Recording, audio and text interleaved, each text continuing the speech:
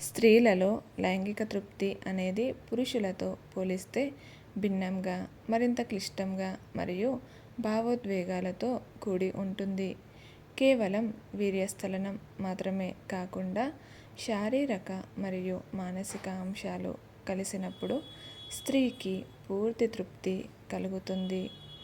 స్త్రీకి ఎప్పుడు తృప్తి కలుగుతుందంటే భావప్రాప్తి సమయంలో.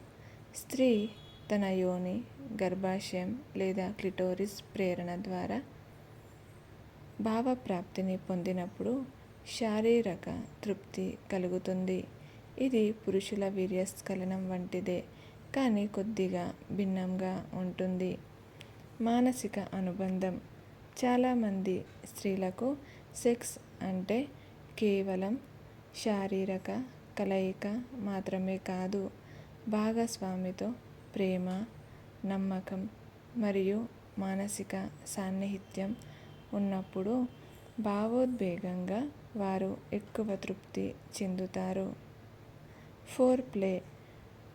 సరైన ప్రేరణ, ముద్దులు, కౌగిలింతలు మరియు శృంగారానికి క్లిటోరస్ స్టిమ్యులేషన్ చాలా మంది స్త్రీలకు ఆనందాన్ని, యోని ప్రవేశం కంటే క్లిటోరిస్ను ప్రేరేపించటం వల్లనే ఎక్కువ ఆనందం మరియు భావప్రాప్తి కలుగుతుంది. మంచి కమ్యూనికేషన్. శృంగారంలో తమకు ఏం కావాలో, ఏం నచ్చుతుందో భాగస్వామితో పంచుకోవడం, ఇద్దరూ కలిసి ఆస్వాదించటం వల్ల స్త్రీలు పూర్తి సంతృప్తిని పొందుతారు. ఆప్యాయత మరియు రక్షణ. శృంగార సమయంలో మరియు తర్వాత భాగస్వామి చూపించే ప్రేమ, సున్నితత్వం స్త్రీకి తృప్తిని ఇస్తుంది. ముఖ్యమైన విషయాలు. స్త్రీల లైంగిక ప్రతిస్పందన పురుషుల కంటే నెమ్మదిగా ఉంటుంది కాబట్టి ఓపిక చాలా ముఖ్యం. ప్రతి స్త్రీ తృప్తి పొందే విధానం వేరువేరుగా ఉండవచ్చు.